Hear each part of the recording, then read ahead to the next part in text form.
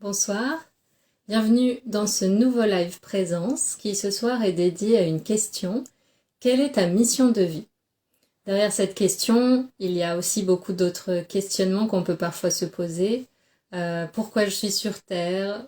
Quel métier je dois faire, que je retrouve souvent en séance? Qui je suis? Est-ce qu'on peut vraiment rater sa mission? Est-ce qu'on a tous quelque chose à réaliser? Qui a choisi ma mission? Est-ce que je peux rater ma mission? Quand est-ce qu'elle se termine? Bref, pas mal de questions qui parfois sont sans réponse, pour lesquelles on a parfois des intuitions, mais sans vraiment de certitude.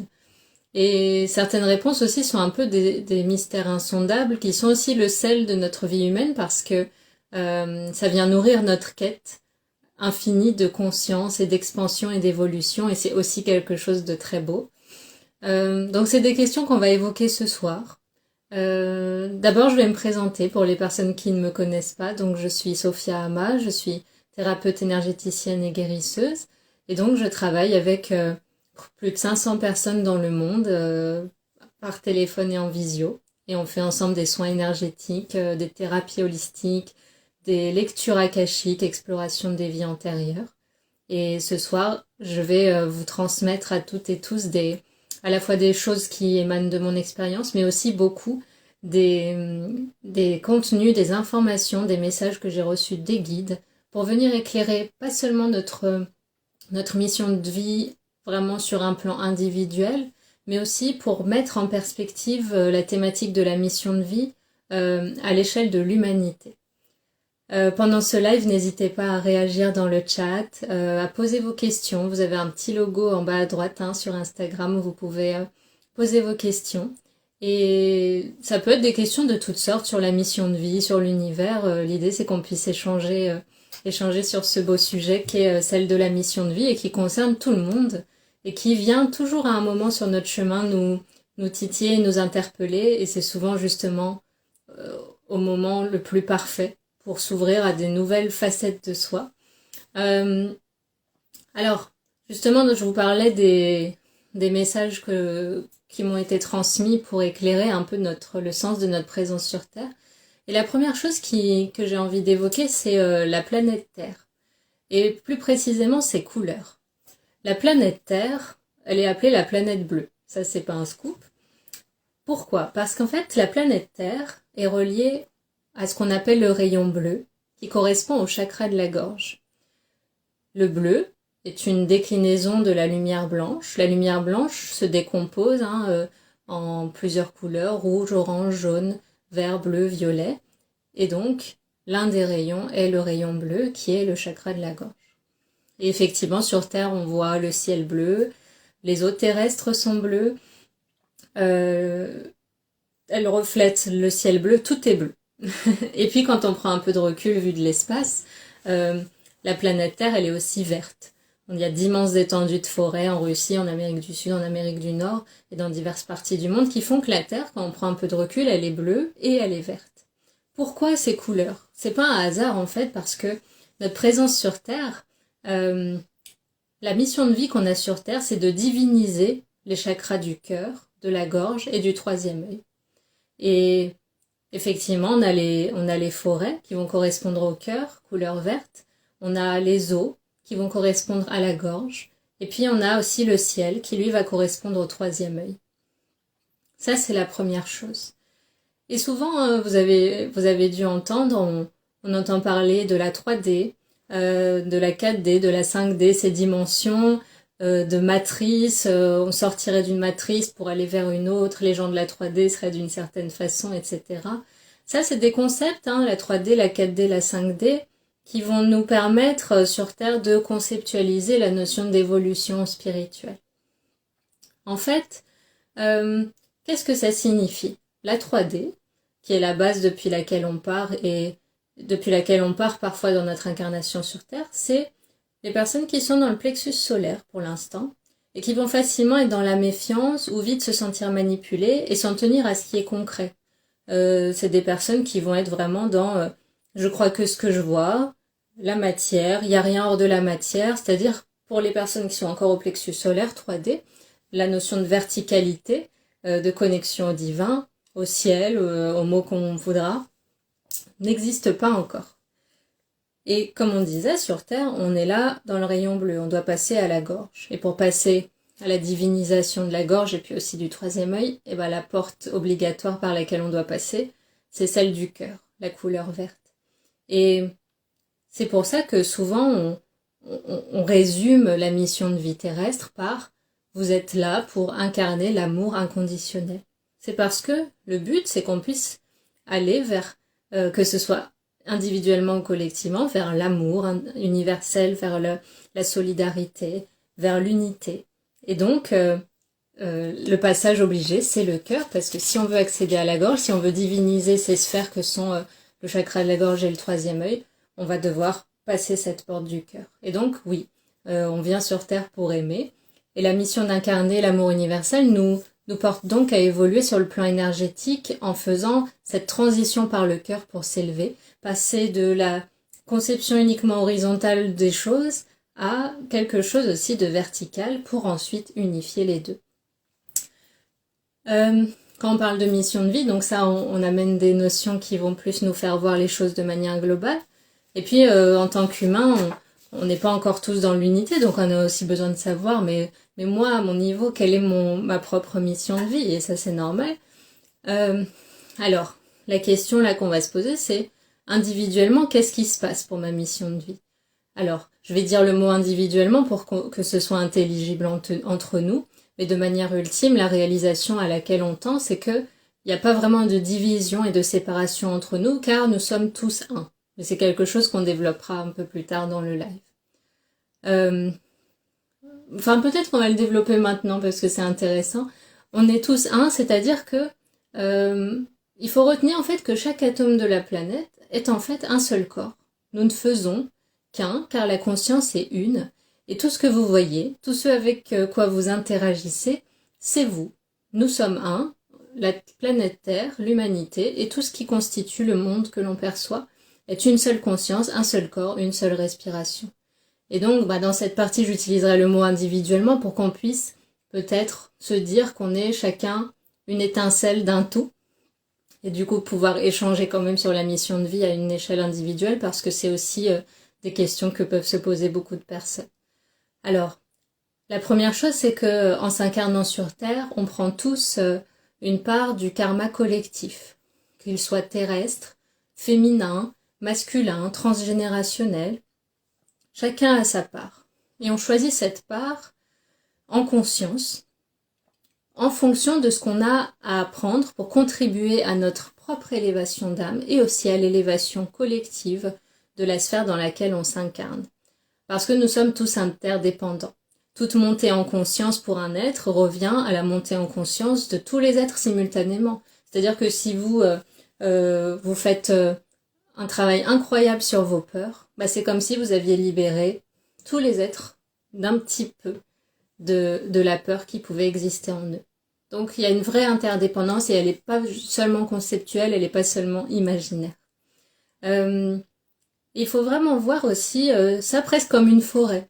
C'est-à-dire, dans la forêt, tout pousse en même temps, l'évolution a lieu à travers chaque atome de cette forêt.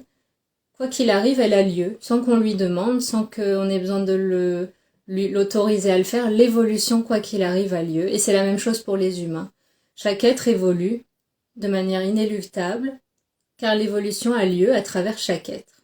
Et la forme être humain, qu'on appelle être humain, c'est comme si c'était une forme qui est proposée par la vie pour laisser le cycle de la vie être et exister, tout simplement. Donc c'est une forme de simplicité, comme si on était là, à disposition de la vie, la conscience qui s'expérimente elle-même. La mission individuelle, si vraiment on devait la qualifier, ça sera toujours, donc bien sûr d'incarner l'amour, ça c'est ce qui revient souvent, mais aussi d'aller dans le sens de la création. Si on prend l'exemple de la nature, que fait la création ? La création, par exemple, elle suit ses cycles naturels. Elle respire, elle suit son propre rythme, elle résiste pas au mouvement naturel qui est en elle, à ses propres cycles, à la force qui la traverse. la nature, elle incarne ce qu'elle est, de l'amour, de la sagesse, une abondance, parce qu'il n'y a pas de vide dans la nature. Et on se rend compte, par exemple, si on prend le domaine du développement personnel, que c'est déjà ce qu'on retrouve dans le développement personnel. Par exemple, je vais reprendre les points que je viens de vous donner. La nature, elle respire. Par exemple, dans le développement personnel, on promeut la méditation, la respiration consciente, mindfulness, la pleine conscience, être connecté au soi. Ça, c'est une façon qu'a la nature aussi de s'exprimer. Il y a aussi, dans le développement personnel, je disais, la nature, elle suit son propre rythme, ses rythmes naturels. En développement personnel, on encourage les humains à s'écouter, à vivre en mode slow life, quelque chose de très naturel, d'instinctif. La nature, elle va pas résister à son propre élan, elle va s'abandonner à la force qui traverse tout. Eh ben, c'est pareil en développement personnel ou spirituel. Écouter ses guides, parler à ses guides, suivre sa guidance intérieure, écouter son cœur. Nous aussi, on est dans cet élan-là. Il y a aussi la nature, elle incarne ce qu'elle est déjà, c'est pas quelque chose qu'elle remet en question. Alors, nous, en développement personnel, en tant qu'humains, on va faire des efforts pour briller, être soi, prendre sa place. Donc on fait déjà des choses dans la direction d'aller dans le sens de la création.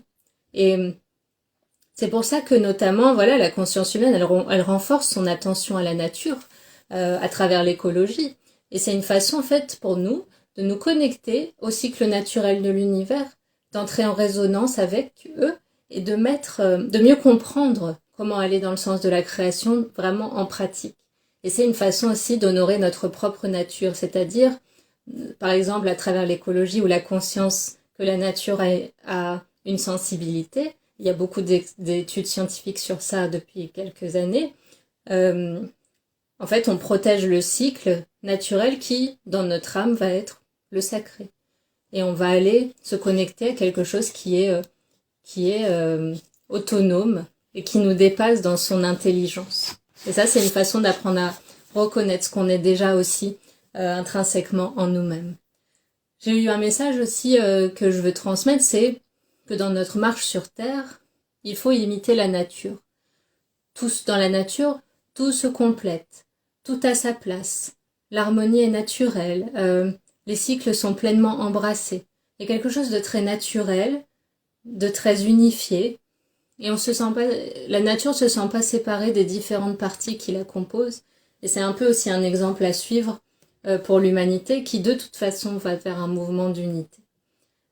Dans Mission de vie, on entend le Messie on Devi. Si on doit le résumer, c'est le Messie en Dieu. Quand je dis le mot Dieu, ça peut être pour vous, dans votre sensibilité, remplacé par l'univers, la vie, la source, le tout, le mot qui vous va pour désigner en fait cette énergie globale qui traverse tout, qui crée tout, qui reprend tout et qui n'a même pas besoin d'être résumé en un mot, mais on est dans un monde de langage. Donc, voilà, vous choisissez le mot qui vous va. Et ce qui était transmis par rapport à ça, la mission de vie, le Messie en Dieu, c'est que on est tous des messies de Dieu, donc de l'univers, de la source du soi, et nous avons été produits à son image, et c'est de là que jaillit la vie. Et comme tous les êtres, nous avons aussi un pouvoir créateur. La mission qu'on a, c'est d'utiliser notre pouvoir créateur pour aller dans le sens de la vie, dans le courant de la vie, et ne pas lui résister. C'est pour ça que dans le travail sur soi, il y a aussi toute cette partie où on est encouragé à lâcher prise. C'est pas seulement pour être moins stressé, c'est aussi pour nous abandonner à ce qu'on est déjà, c'est-à-dire quelque chose de fluide, quelque chose d'éternel, d'intemporel, d'illimité. Donc c'est des façons de redécouvrir qui on est. Il y a une part de nous qui le sait, mais le travail sur Terre, dans la mission, c'est aussi de s'en souvenir petit à petit. Et donc, à travers ça, il y a vraiment ce besoin d'aller dans le courant de la vie, de ne pas lui résister, et de s'abandonner à la volonté de la vie. C'est se dire que tout ce qui doit être sera, parce qu'il n'y a personne qui décide à la place de la vie. Même lorsqu'on prend des décisions, en réalité, c'est la vie qui crée à travers nous. Et un exemple simple pour ça, c'est se demander, est-ce que je sais quelle est ma prochaine pensée ? Probablement pas. Et ça, c'est parce que la création a lieu à travers nous. des choses sont manifestées à travers nous parce qu'on n'est pas séparés de ce qui nous traverse et de ce qui crée tout. Et donc c'est la conscience qui est mise en forme et qui s'expérimente elle-même tout simplement. Donc il n'y a pas de séparation. Il n'y a pas quelqu'un là, un personnage qui viendrait décider autre chose que ce que la vie voudrait. Et on a juste à se laisser traverser par ce qui depuis toujours est en nous et crée à travers nous. Et se laisser emmener par cette inspiration en fait. Autre chose que je voulais transmettre sur la mission de vie, c'est que la mission, consiste à être et pas à faire. L'esprit, donc être, infuse dans le faire, le corps. Et la mission n'est pas un métier, la mission n'est pas un concept, la mission n'est pas un cadre, quelque chose de très figé. Embrasser sa mission, c'est plutôt accepter d'incarner quelque chose de plus élevé. Et le point de départ, c'est la pensée, c'est l'esprit. Et une fois que l'esprit s'aligne avec une intention claire, donc par exemple la mission, et bien ensuite, je peux incarner ce que je suis déjà sur tous les plans de mon être. Donc le mental, l'émotionnel, le physique, la parole, les actes, les pensées.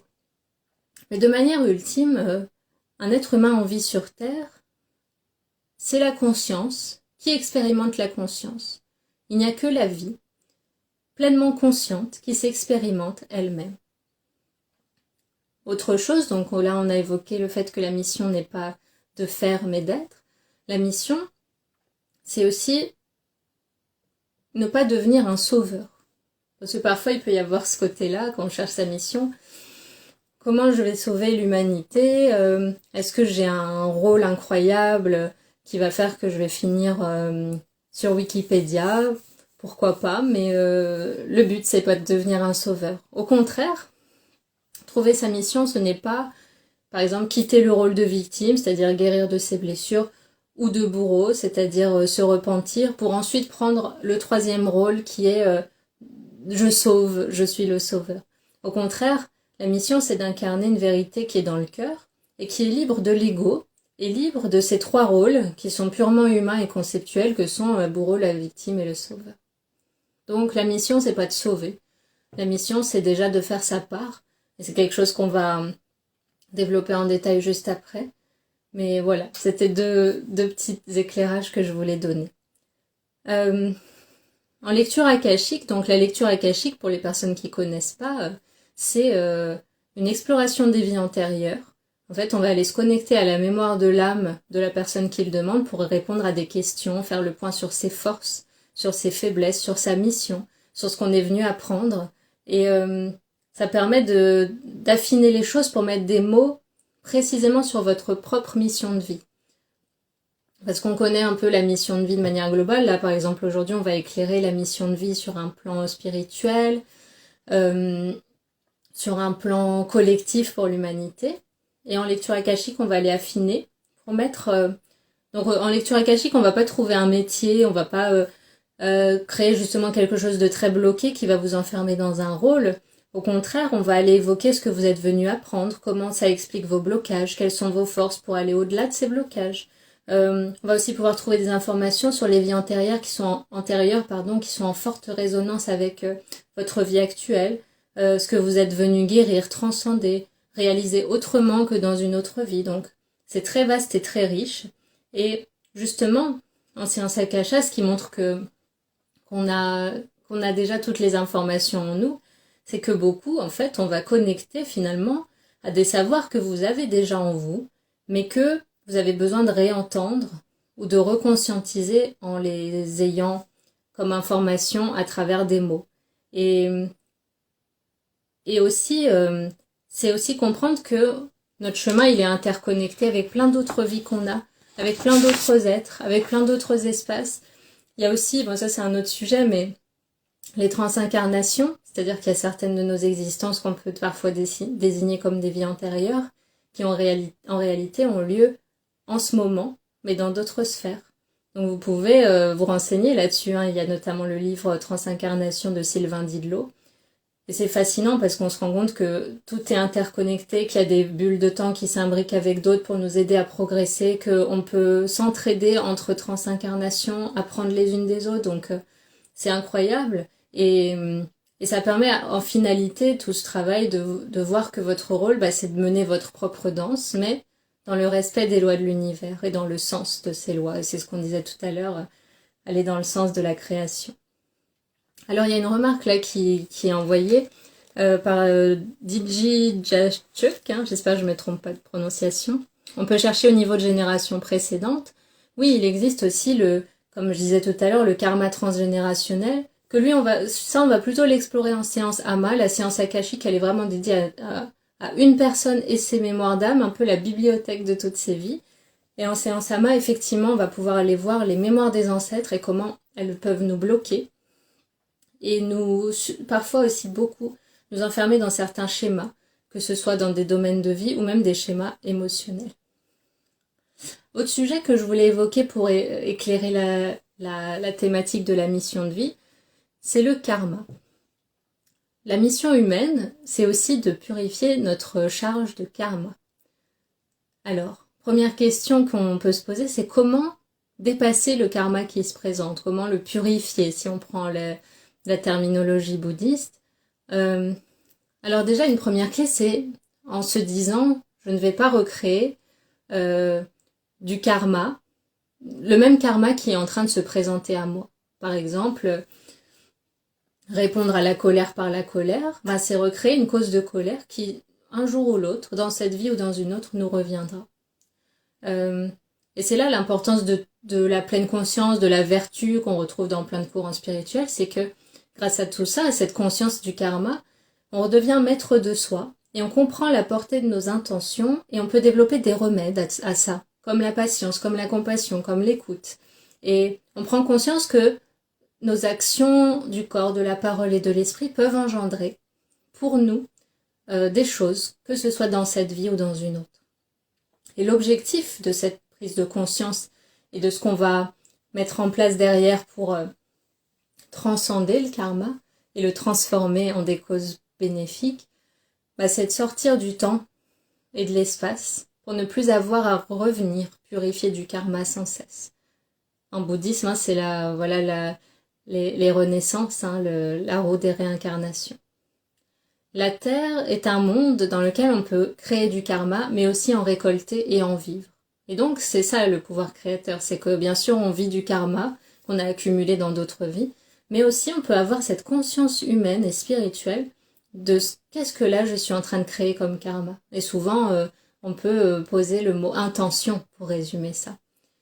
Et quand on comprend la logique du karma, si c'est un sujet qui vous intéresse, j'ai mis sur mon blog un article qui s'appelle Les 5 lois du karma pour amener quelques éclairages sur ce sujet qui est très vaste, mais pour condenser un peu certaines infos.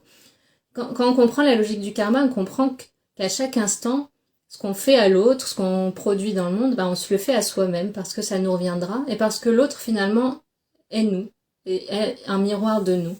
Et naturellement, du coup, on va facilement tendre à des états d'esprit vertueux et à des actions, des paroles, des pensées qui vont dans le sens de notre bonheur et de celui de l'autre aussi. Il y a aussi la notion de libre arbitre quand on parle de mission de vie.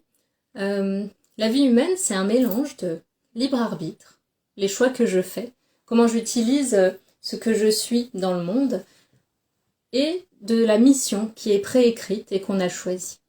Donc si on devait faire une addition, on a le libre arbitre, le mental, les pensées, les actions, les paroles, tous ces outils-là, plus l'âme, c'est-à-dire ma mission prédéterminée, égale mon karma.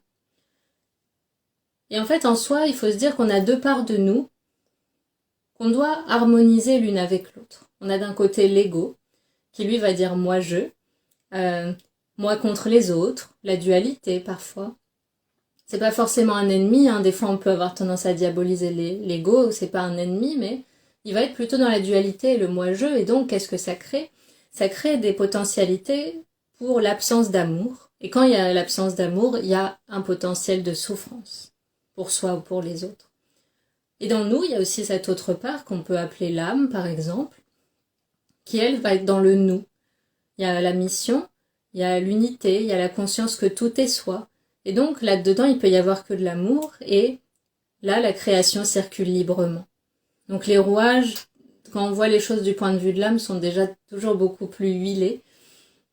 Alors que quand on voit les choses à travers l'ego et qu'on s'identifie principalement à lui, là, ça peut bloquer peut-être un peu plus souvent et on l'a tous peut-être expérimenté à notre façon. Je voulais parler aussi de ce qui se passe sur Terre actuellement pour éclairer ce sujet de la mission de vie. La transition de conscience qui a lieu actuellement sur Terre nous appelle à passer du je au nous.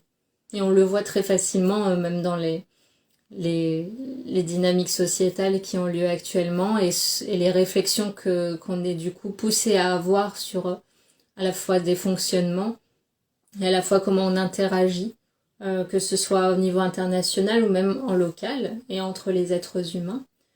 Et effectivement, il n'y a qu'un seul désir commun à tous les êtres, c'est le bonheur, c'est être heureux. Et plus on tend à ça, plus on va se rendre compte que ça va passer que par l'amour, la paix, la sagesse, la compassion, l'harmonie. Et il faut s'occuper de soi. Ça, c'est vraiment important. Il faut s'occuper de soi et de la première personne qui nous entoure. Incarner le cœur, ça c'est bien d'en prendre conscience, mais incarner le cœur en action, ça c'est encore aller plus fort dans la dynamique terrestre qui a lieu actuellement. Parce que là, on sépare actuellement de moins en moins l'être de l'action. C'est ça qu'on voit que je transmets souvent. Je vais aligner ma parole, mes actions et mes pensées dans une même direction. Et donc, quand je dis il faut s'occuper de soi, c'est déjà soi, et puis le peu de personnes qui sont autour, est-ce que déjà dans ce cadre-là, je peux aimer un peu plus, être chaleureux avec ceux qui m'entourent, faire preuve de plus de patience, du concret en fait. Et on demande effectivement pas, là, d'aimer toute la terre tout d'un coup, juste de manière imaginaire, vraiment de mettre en action, loin de l'aspect conceptuel de la chose, mais vraiment de mettre en action et en mouvement l'amour qu'on a et qu'on est auprès de ceux qui sont déjà là autour, y compris soi-même d'ailleurs, parce que ça revient souvent dans les séances. S'aimer soi, c'est important aussi, parce que s'aimer soi, qu'est-ce que ça fait? Ça fait qu'on se transforme en source d'amour, en source de plein de choses pour l'autre et pour soi. Et donc quand je m'aime moi, je me transforme en source, et ensuite je laisse l'autre s'y abreuver. Une fois que je sais être cette source intarissable d'amour pour moi-même et par moi-même, je deviens une source abondante à laquelle les autres peuvent venir s'abreuver. Et ça part vraiment, c'est vraiment pas une demi-mesure, c'est-à-dire oh, il faut que je m'aime, ça serait bien que je m'aime. Oh, quand même, ouais, il faudrait que je m'aime. Là, carrément, si on s'en tient à ce qui est transmis actuellement par les guides et vraiment ce dont on a besoin sur Terre, c'est une décision ferme d'aimer. C'est-à-dire, je ne peux pas m'autoriser à ne pas aimer. C'est vraiment, à partir de maintenant, j'incarne l'amour en tout lieu et en toutes circonstances. Et dire ça, par exemple, tous les matins 3 fois, et poser cette intention, voilà, je suis l'amour. À partir de maintenant, aujourd'hui, toutes mes paroles, mes actions, mes pensées seront sous le signe de l'amour et en cohérence avec cette notion-là. Et même quand il y a un problème qui se présente, se dire, ok, je suis l'amour, si tout est amour, est-ce que du point de vue de l'amour, ça c'est un problème? Est-ce que cette personne est un problème? Est-ce que cette ride est un problème? Est-ce que cette douleur est un problème? Vraiment se dire, du point de vue de l'amour, l'amour aime sans faire de différence et n'attend rien en retour. Et petit à petit, c'est ce qu'on va commencer à incarner. Et on peut prendre cette ferme décision d'aller dans ce sens-là. De toute façon, on y sera emmené, mais c'est comme tout, quand on pose une intention claire et qu'on va dans le sens, en conscience de quelque chose, ça se fait avec beaucoup plus de fluidité. Et c'est vraiment se dire, voilà, aujourd'hui, comment je peux faire preuve de plus d'amour? Est-ce que je vais aider? Comment je vais rayonner ça? Comment je vais être tolérant, chaleureux, prendre soin, accepter, accueillir, transmettre quelque chose. Vraiment quelque chose qui est dans l'action. Quelque chose qui vous correspond, qui vous parle, mais qui est vraiment dans le fait d'incarner cette notion-là, cette énergie qu'est l'amour. Et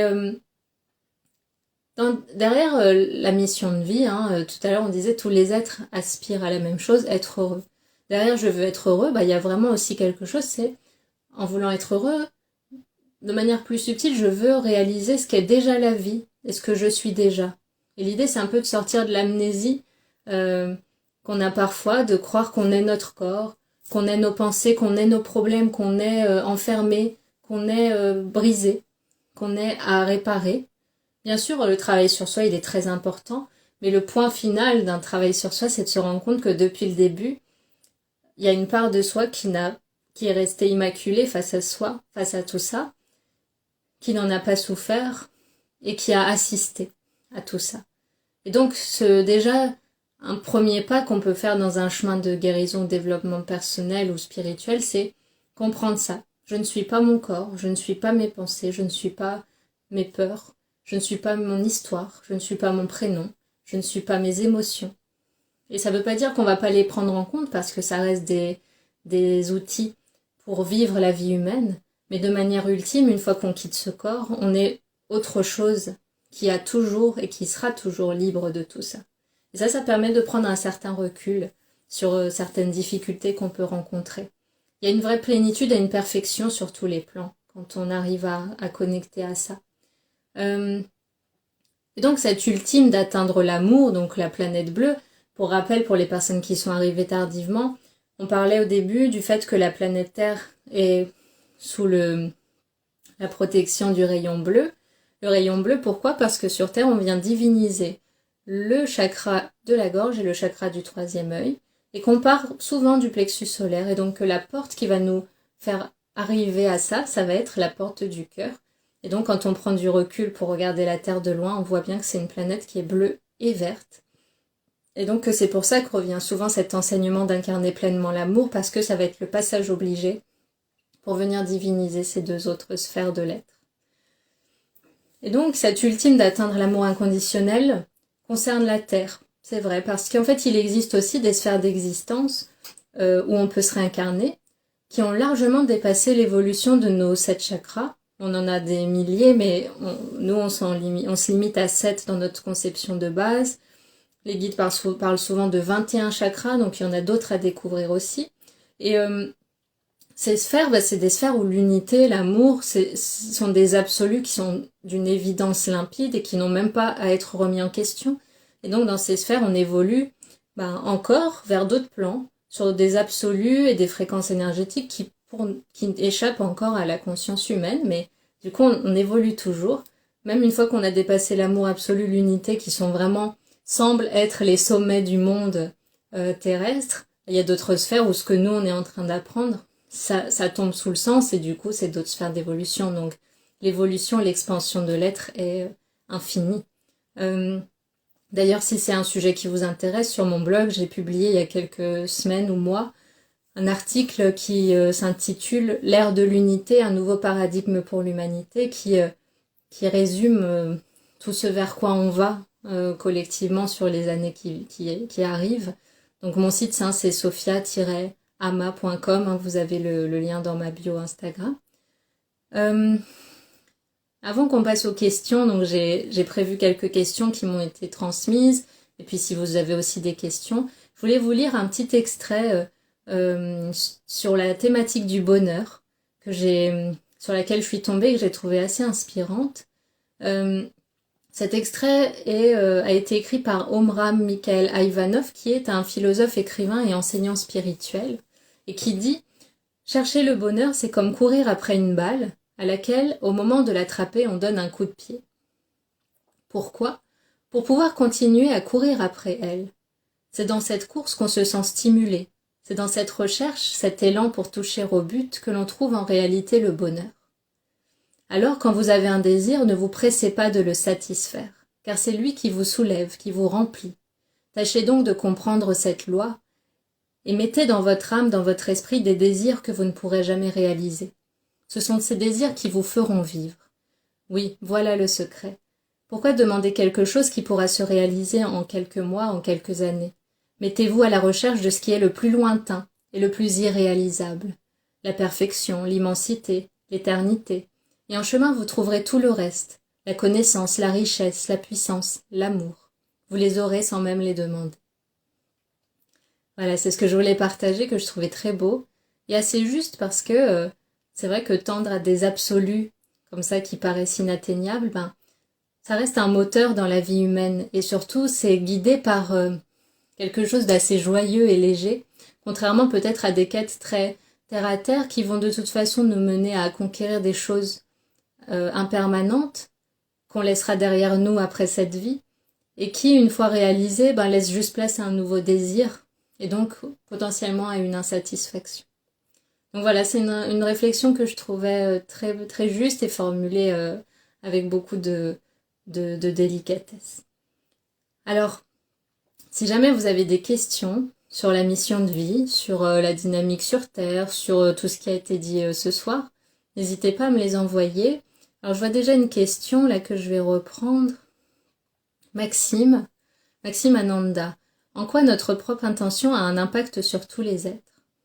Alors, notre intention, ça va être le moteur, l'énergie qui va diriger ensuite une action, une pensée, une parole. Quelque chose qui va avoir un impact, sans avoir à le qualifier, il y aura quoi qu'il arrive un impact sur soi-même et sur l'autre. Donc, ça va avoir un impact déjà sur les personnes directement concernées, mais de manière globale, il faut voir la Terre et l'humanité comme un ensemble énergétique qui n'est qu'un. Et donc nous, en tant que petit atome de ce tout, ce qu'on injecte dans le monde, ça va se diffuser. Ça va contribuer à l'égrégore global de la planète et de l'humanité. Et on peut par exemple, pour mieux comprendre ça, imaginer des couleurs. Si j'ai une intention d'amour, j'injecte du rose sur Terre. Si j'ai une intention de destruction et de vengeance, j'injecte du noir. Et en fait, c'est ma responsabilité. Quelle couleur, moi, ce jour-là, je vais décider d'injecter à toute l'humanité. Parce que moi, je vais décider de partager pour toute l'humanité comment je vais contribuer à ce monde. Et parfois, ce qui revient dans les messages et séances, c'est si on devait vous poser qu'une seule question après cette vie, c'est combien avez-vous aimé? À quel point avez-vous aimé? Et que ce soit ou l'autre. Mais c'est central. Ça ne veut pas dire qu'on rejette la matière. La matière est un support pour le divin. La matière est un support pour notre esprit, pour notre nature spirituelle. Les deux peuvent coexister. On peut aspirer à des réalisations matérielles tout en y mettant du sens et une intention qui vient du cœur et d'une envie d'expansion et de réalisation de notre vraie nature. Il ne s'agit pas de rejeter l'un ou l'autre des aspects de la vie. Le corps et l'esprit sont un, le haut et le bas sont un, le ciel et la terre sont un. Et tout ensemble doit pouvoir être porteur de quelque chose qui a du sens et qui a du sens au-delà de cette vie, surtout. Alors, j'ai des questions là. Christelle, ce texte me rappelle le fait que j'ai sans cesse de nouveaux projets qui certes me font vibrer, mais c'est une histoire sans fin. Lorsque j'essaye de me poser et décider de ne rien faire, je fais des rencontres et je repars dans des formations ou autres. Oui, c'est ça, Christelle, c'est que en tant qu'humain, parfois, on met du temps à se rendre compte qu'en fait, chercher le bonheur à l'extérieur, c'est sans fin. C'est-à-dire qu'au début, on a un objectif. On se dit, quand j'aurai rempli ça, quand j'aurai changé ce boulot, changé de conjoint, quand j'aurai cette nouvelle robe, cette nouvelle voiture, ce jardin bien tondu, je dis des trucs au hasard, je serai heureuse, je serai heureux. Et tiens, j'ai tout ça, et je suis toujours pas heureux. Ça veut dire qu'ils m'ont menti dans les pubs. Oui, ils ont menti, parce que le bonheur vient de la paix de l'esprit, le bonheur vient du contentement, le bonheur vient de l'acceptation de l'incertitude, le bonheur vient du fait de savoir aimer le présent, le bonheur vient de tout ça. Et c'est vrai que le fait de vouloir te poser et rien faire, c'est vrai que c'est contre-intuitif parce que l'humain aspire toujours à l'expansion. Donc tu peux aspirer à plus de rencontres, plus de formations, plus de découvertes, mais par contre, en te disant c'est que du bonus, c'est-à-dire ce que j'ai déjà, c'est parfait tel que c'est, et ce que je vais apprendre de plus, qui je vais rencontrer en plus, super, j'accueille, mais ça veut pas dire que là je manque de quoi que ce soit. C'est plus l'état d'esprit avec lequel tu vas aborder les choses qui va changer la donne. Et effectivement, dans ton caractère, t'aimes peut-être pas la routine, hein, comme tu dis. Bah, ça, c'est ok. Par contre, quand tu dis des fois, j'essaye de me poser, bah, c'est peut-être qu'en toi, il y a vraiment un besoin de se poser.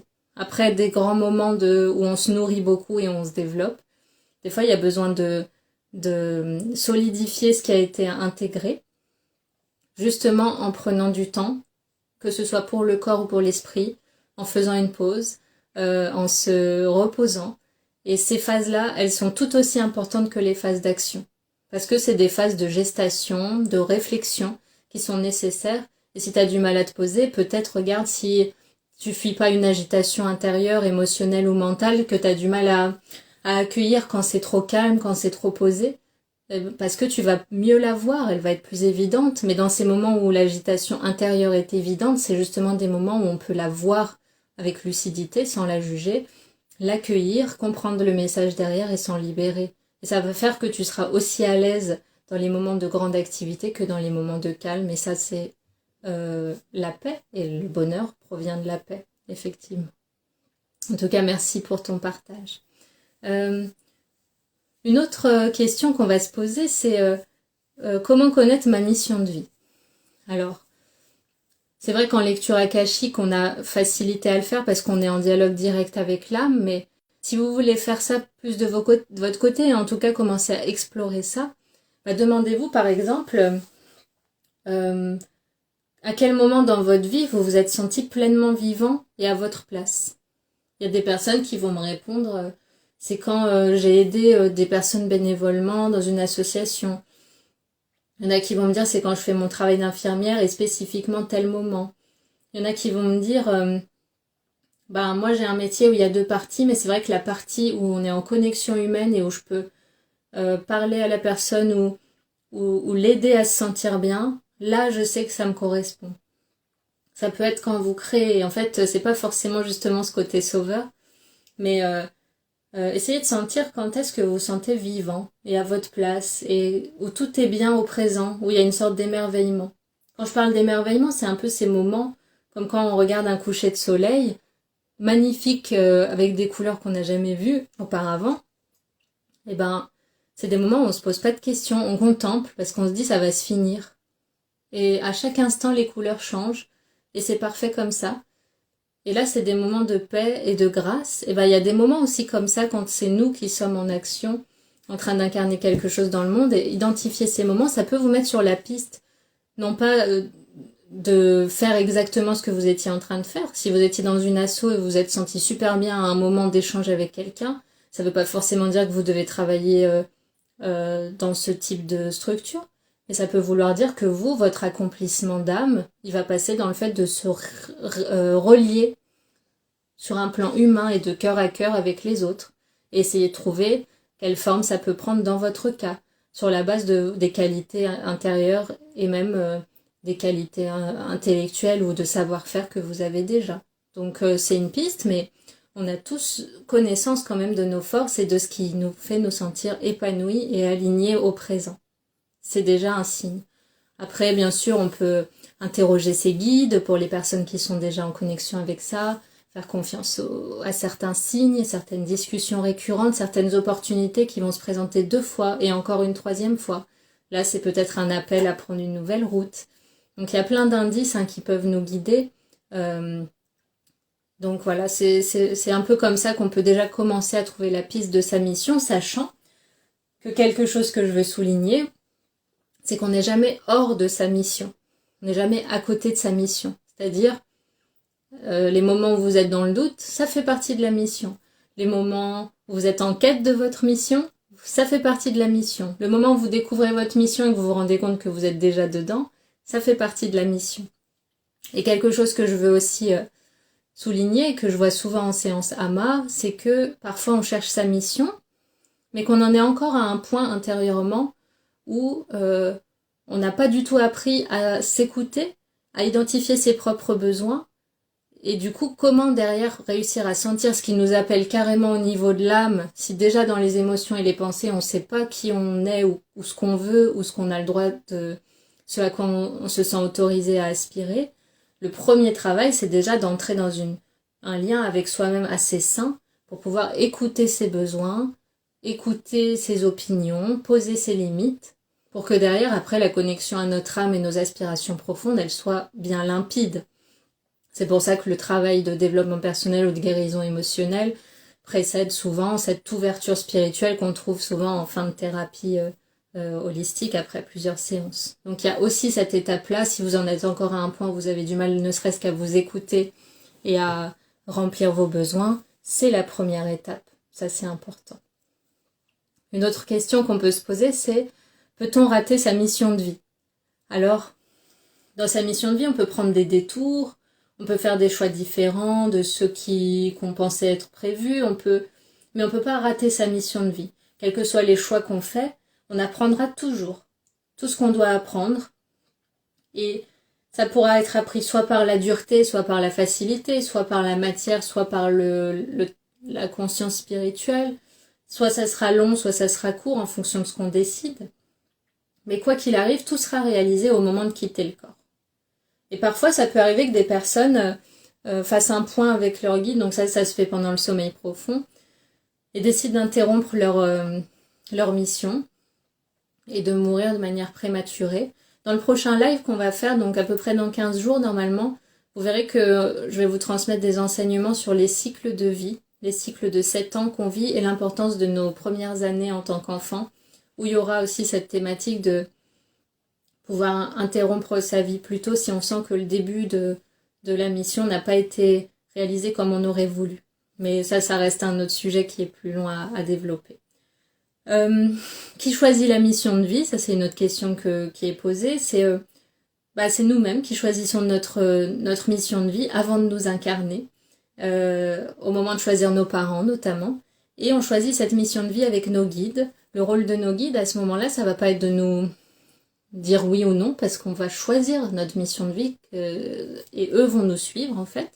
Mais eux, ils auront un rôle de conseil, c'est-à-dire qu'ils auront une conscience supérieure à la nôtre qui va leur permettre de nous dire, là c'est peut-être un peu trop ambitieux, peut-être que là émotionnellement tu vas pas tenir le coup, peut-être que tu devrais prendre moins à faire en une seule vie, mais pouvoir faire les choses en ayant soit plus de temps, soit moins de challenge. Et par contre, quand ils vont nous dire ça, on peut choisir de faire quand même la mission.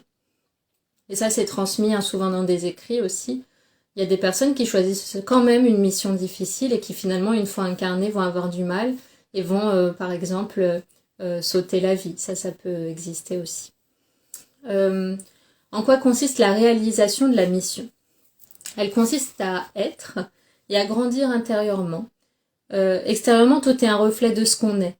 Donc, notamment sur Instagram, j'avais posté une publication sur les lois de l'attraction, les secrets de la loi d'attraction, et il y avait une phrase qui disait tu n'attires jamais ce que tu veux, tu attires ce que tu es. Donc c'est vraiment dans l'être, c'est-à-dire ma fréquence, c'est mon état d'être, et donc c'est en fonction de cet état d'être que je vais attirer tel ou tel type de réalité que je vais expérimenter. Donc la réalisation de la mission de vie, c'est ça, c'est pouvoir incarner l'amour à sa propre façon, la mettre en action ici et sur Terre, donc diviniser le cœur, la gorge et le troisième œil, c'est-à-dire quand même développer, c'est ce qu'on peut voir schématiquement, développer l'aspect vertical de notre existence sur Terre et quitter l'aspect uniquement horizontal qui est uniquement celui du plexus solaire et développer en fait l'union des deux, pouvoir allier la matière au divin, pouvoir allier le corps à l'esprit, être vraiment dans une réunification intérieure qui va aussi se manifester par une réunification extérieure parce que l'unité dans l'humanité, c'est aussi un objectif.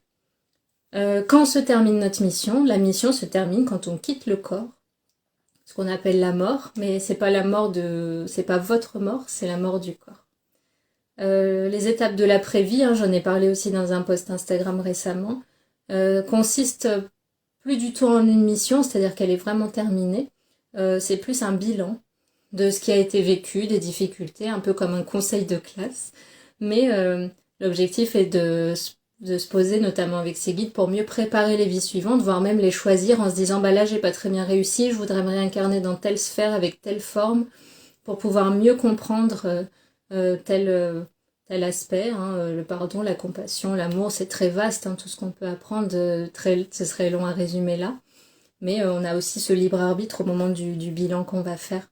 Donc voilà, la mission de vie se termine au dernier battement de cœur. Alors, plusieurs questions que je vois apparaître. Maxime Ananda, oui. Alors, si j'ai bien compris ce que tu as dit tout à l'heure, notre mission de vie est en lien avec ce que nous avons dans le cœur. Donc il faut suivre plutôt nos rêves ou notre intuition, c'est ça? Oui, notre mission de vie, elle va pas être mentale. Elle va pas être conceptuelle ou... Elle est déjà programmée en nous. Et c'est ce qu'on trouve derrière le mot intuition. Suis ton cœur, suis ton intuition, suis ton élan intérieur. C'est une part de nous qui est dans le sens de la création, qui se bloque pas avec des concepts ou des idées. C'est pour ça que je dis souvent, quand vous avez une première intuition très forte qui génère de la joie, c'est-à-dire oh, j'ai trop envie de faire ça, et ben après souvent il y a une petite voix qui arrive là, ça s'appelle le mental, enchanté, qui va venir nous dire mais t'es sûr, ah c'est quand même risqué, mais tu te souviens la dernière fois t'as essayé de faire ça, t'as loupé hein, quand même. Ah ouais mais tu vois Corinne elle a essayé elle de faire ça elle a fait faillite hein. T'es sûr que tu veux faire ça? Voilà c'est le moment de dire oui je veux faire ça parce que euh, j'ai confiance en ma guidance intérieure et en ce qui est dans mon cœur et je sais que ça c'est la boussole la plus importante parce que mon mental il peut me dire oui aujourd'hui non demain là un jour j'aurai peur le lendemain j'aurai plus peur ah là j'aurai un doute. Mais en attendant, il y a toujours cet appel intérieur. Hein, et c'est pour ça qu'on voit des personnes, des fois, qui atteignent une certaine dizaine dans leur vie, et tout d'un coup, ce rêve qui dormait, qu'elles ont maintes et maintes fois laissé de côté par peur et par doute, il reviendra un jour. Et quand ça reviendra, un jour, ce sera soit suite à une grosse épreuve de vie, soit il y aura un élan tellement fort, un élan de vie tellement fort qu'il y aura plus d'autre choix que de céder à cet appel du cœur. Et donc, ça crée des histoires de vie hyper intéressantes, des TEDx aussi, parce que c'est un moment où enfin on s'abandonne à une sorte d'évidence qui était là depuis toujours, mais on a enfin décidé de plus écouter, de plus croire à nos pensées, tout simplement. Des Simon, peut-on avoir plusieurs missions de vie? Alors, on a une seule et même mission de vie, mais peut-être que ce que je peux te dire pour éclairer ta question, c'est que notre mission de vie, c'est un escalier. Et donc, effectivement, elle comporte plusieurs marches. Donc, la mission de vie, ça reste une seule et même chose, mais effectivement, il peut y avoir plusieurs marches, réparties à plusieurs époques de vie, réparties dans plusieurs étapes de vie, plusieurs événements, plusieurs rencontres. Mais chaque marche, chaque prise de conscience, du coup, va contribuer à la mission elle-même qui est une seule et même chose. Voilà. Est-ce que vous avez d'autres questions sur la mission de vie? Des questions personnelles, des questions théoriques, des choses que vous voudriez éclairer? Donc pour reprendre, hein, pour les personnes qui ont besoin peut-être d'un petit mémo pour penser à vos questions, donc on a parlé de ce qu'on est venu apprendre sur la planète bleue, hein, le rayon bleu, les chakras qu'on est venu diviniser, la 3D, la 4D, la 5D, notre mission individuelle, le fait qu'on est là pour pouvoir incarner l'unité et comprendre que depuis toujours on est déjà une seule et même chose, mais là il s'agit de mettre en action cette unité à travers notamment ce qu'on appelle amour, incarner l'amour au quotidien et mettre ça en mouvement par des actes concrets, pas seulement méditer en se disant qu'on aime tous les êtres, mais déjà commencer par s'aimer soi et aimer les quelques personnes qui sont déjà autour de nous, en se demandant chaque jour que ferait l'amour, est-ce que là l'amour se crisperait, est-ce que là l'amour rejetterait telle personne ou telle situation, voilà. On n'est jamais parfait, il ne s'agit pas d'être dur avec soi si on n'y arrive pas toujours, mais déjà émettre cette intention claire quotidiennement d'être bénéfique à soi et aux autres. Déjà avoir l'intention et après faire de son mieux et gravir l'escalier dont on parlait tout à l'heure. Voilà, je regarde si on a des nouvelles questions. Alors. Oui, autre chose que je vois en séance de lecture d'âme, c'est que souvent on va aller vouloir enfermer beaucoup, beaucoup, beaucoup notre mission de vie que dans la vie professionnelle. Et ça peut se comprendre parce que c'est là potentiellement où on passe le plus de temps. Mais ce serait réduire l'être au faire. Donc c'est important de savoir qu'on peut très bien réaliser sa mission de vie sans travailler, s'il y a des personnes qui ne travaillent pas. Je veux dire, c'est quelque chose qu'on va incarner. Alors c'est sûr que sur Terre, le métier va être un vecteur intéressant parce que c'est un lieu dans lequel on va côtoyer beaucoup de personnes, où on va pouvoir se transformer facilement, où on va pouvoir avoir un sentiment de contribuer à quelque chose de collectif. Donc ça correspond au chemin et à la mission de vie humaine et planétaire, mais une personne qui ne travaille pas, même quelqu'un de retraité ou qui n'a pas la possibilité de travailler ou le besoin de le faire, peut aussi très bien être quand même dans son chemin et sa mission de vie. Et les missions de vie ne se résument pas forcément à des métiers très précis qu'on verrait comme infirmière, guérisseuse, Superman. Non, il y a des personnes, il y a des boulangers qui sont dans leur mission de vie parce que c'est des personnes qui incarnent quelque chose, qui vibrent quelque chose de juste pour elles. Et c'est déjà la mission, déjà le chemin. Voilà, ça c'est quelque chose que je voulais vraiment préciser. Et c'est important de voir aussi s'il y a des personnes ici qui ont déjà conscience de leur mission de vie, mais qui l'ont peut-être au bout d'un moment mise un peu sous le tapis par peur, ou parce que ça leur paraissait peut-être un peu trop fou ou étrange, mais qui en même temps sont sans cesse appelés à cette mission de vie. Faites un point. Pourquoi j'ai des peurs? Est-ce que ça vient de certaines vies antérieures? Est-ce que j'ai des croyances limitantes qui m'empêchent de le faire pleinement? Parce que c'est précieux l'alignement avec sa mission de vie. Pas parce qu'on est là pour passer un examen, mais parce qu'une fois qu'on est aligné avec sa mission de vie, qu'est-ce qu'on se sent bien? Et il n'y a pas de temps à perdre en fait, parce que demain n'est pas assuré et c'est pas comment dire pessimiste que de dire ça. C'est une manière de vivre pleinement. Si là c'est notre dernier soir, j'espère qu'on a pu se réjouir, qu'on a pu aimer, qu'on a pu penser au présent et pas à dans 6 mois, parce qu'en fait tout se passe maintenant, et même ce qu'on choisit, ce qu'on pense, ce qu'on est, ce qu'on incarne maintenant, c'est ça qui crée demain. Tout n'est pas encore prévu, et la qualité de notre vie peut bouger. Notre mission, ce qu'on va apprendre, ça c'est à peu près acté, mais la qualité de l'expérience, elle peut varier.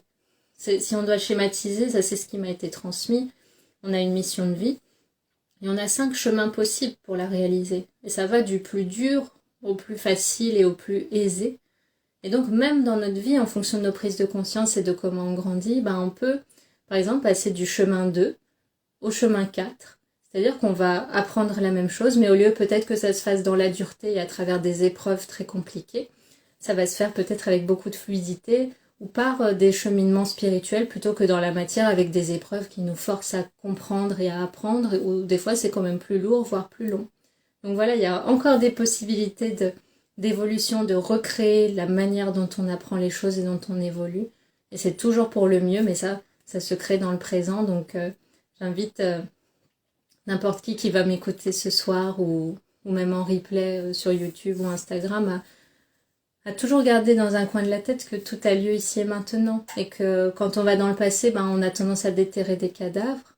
Et quand on va dans le futur, on a tendance à se projeter là où rien n'est, parce que la vie n'est pas là-bas.